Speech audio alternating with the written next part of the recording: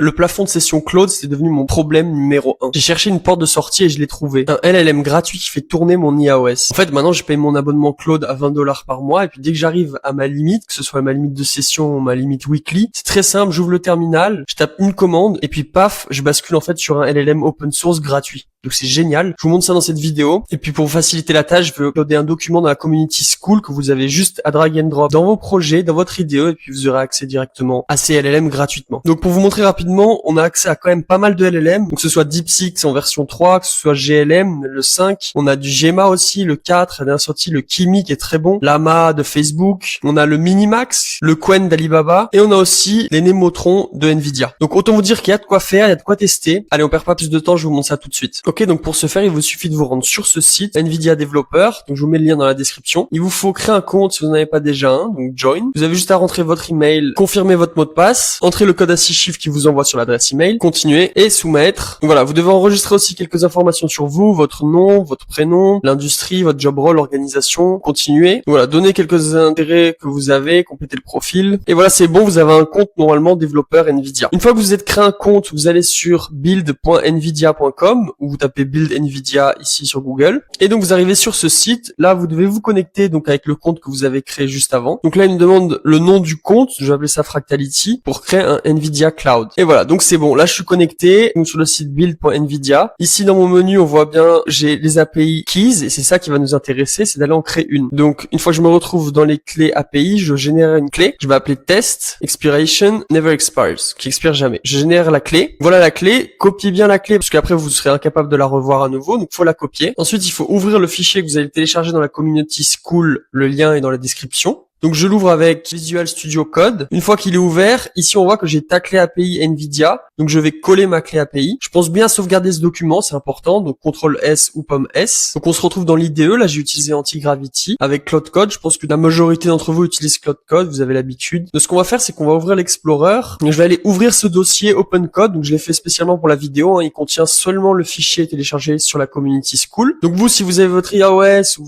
votre système agentique, vous avez juste à drag and drop ce fichier dans votre dossier. On va aller dans le terminal. Donc le terminal, il est ici dans le toggle panel. On peut faire aussi commande J pour l'ouvrir. On voit qu'il est ici terminal. Et là, je suis dans un terminal classique. Donc n'ayez pas peur, c'est vraiment très simple. On va avoir accès en fait à notre LLM gratuitement, mais non pas par Cloud Code, mais par un autre outil open source qu'on appelle Open Code. C'est écrit comme ça. Vous avez leur site officiel ici qu'on va ouvrir. Ils appellent ça l'agent de code IA open source. Nous, ce qu'il va falloir qu'on fasse, c'est qu'on l'installe dans notre terminal. Donc ici, il nous donne les commandes. On voit qu'Open Code quand même, il a beaucoup de succès sur GitHub avec 155 000 stars et que ça correspond plus ou moins à Cloud Code. Vous n'allez pas être trop dépaysé, c'est la même chose. C'est un chatbot où on va connecter des LLM, on va pouvoir communiquer avec. Donc ici pour l'installation, il nous donne plusieurs méthodes en fonction de ce que vous voulez faire. Moi je vais utiliser npm. Je vais copier la commande. C'est la même commande qui se situe ici sur leur site. Tac, je peux faire un copier. Je retourne dans mon éditeur de code Antigravity et je colle la commande pour l'installation d'Open Code. Donc là, c'est Antigravity, mais ça marche exactement pareil que vous soyez dans le terminal natif de votre ordinateur ou si vous utilisez un autre IDE comme Visual Studio par exemple. Ah oui, donc moi je dois ajouter la commande sudo devant et vous me demandez mon mot de passe. Donc juste petit exemple, si vous êtes bloqué ici à cette étape, n'hésitez pas à copier-coller ici ce qu'on vous dit. Donc là, moi je sais, j'ai oublié, il faut mettre sudo devant pour avoir l'autorisation. Mais vous pouvez très bien copier ici ce qui vous sort et en fait vous allez demander à une IA. Donc bon, là je demande à Claude Haiku et en fait il va vous expliquer tout simplement, vous pouvez lui demander. Donc je donne une permission, donc vous n'hésitez pas à lui donner sur quelle machine vous êtes. Donc je dis je suis sur Mac et puis il vous dira comment faire. Donc là du coup moi j'ai fait cette technique là, c'est peut-être pas la meilleure mais bon. Donc là il m'a ajouté les deux packages, normalement ça devrait être bon. Pour ouvrir l'application Open Code, il suffit de taper tout simplement Open Code. Donc voilà, je tape, j'entre et là normalement ça devrait m'ouvrir l'application Open Code. Là voilà, et on voit que je suis bien sur GLM 5.1. donc ça c'est le paquet que j'ai mis par défaut. On peut aller le voir ici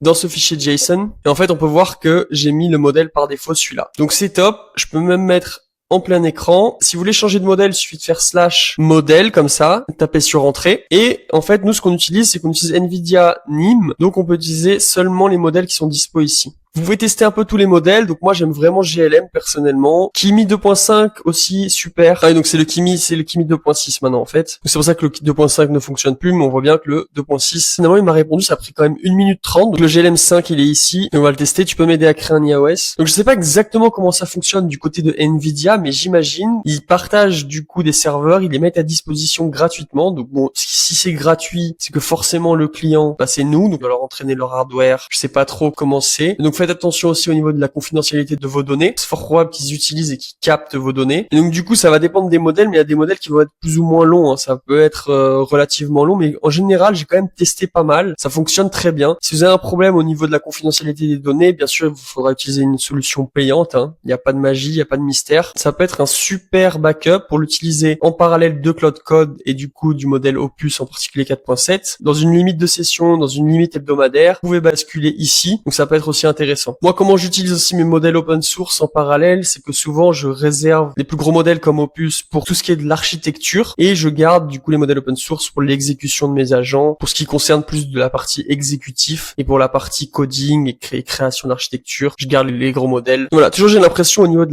du premier message avec le modèle, c'est assez long, après ça va mieux. Donc là, il me dit, je lui ai demandé que tu peux m'aider à créer une iOS, donc il me pose des questions, donc c'est vraiment sympa, c'est exactement comme dans Cloud Code. On a des questions, des clarifications. Je vais dire un OS agentique, c'est ce que je veux. Quelle stack technique préférez-vous?